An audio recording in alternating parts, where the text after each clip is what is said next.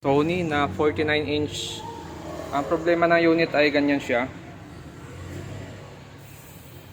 Yan. Flicker, nagdodoble. Yun, no?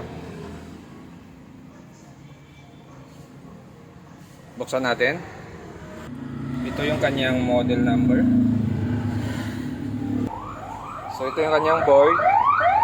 Ito naman yung board ng backlight niya, saka yung pasukan ng ating power supply. So yung power supply kasi nito nasa labas. Yung ganito, oh. Yan. Tapos dito yung pinaka board para doon sa display. So dito natin hahanapin kung saang side ang may problema. Pwedeng kaliwa or pwedeng kanang na side ang may problema dyan. So ganito yung tikon niya. Tapos try natin sa side na ito, mag-tape tayo. So hahanapin nyo lang kung saan banda yung clock signal niya or swapping voltage. So itong side na to yung clock signal natin. Ayan siya, clock signal. Swapping voltage natin. So hanggang dito, ano? Yan, hanggang dito. Okay, so bilangin nyo na lang kung ilang pin yung kailangan nyo i-block. So nag-block tayo dito. Titingnan natin kung magno-normal yung display nito or hindi. Saksak ko lang siya.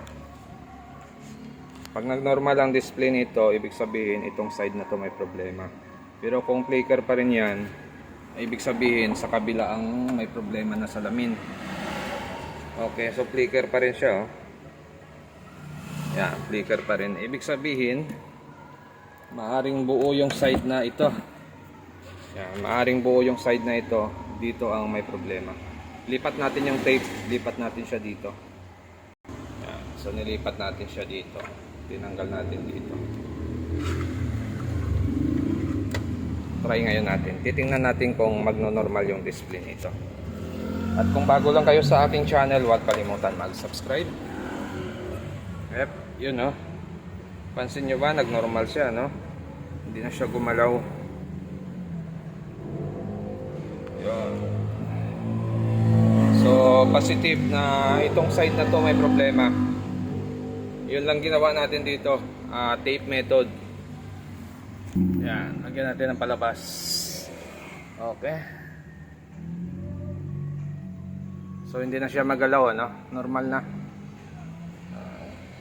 So yung mga ganitong panel kasi or gamit na LCD ay medyo mabait ito.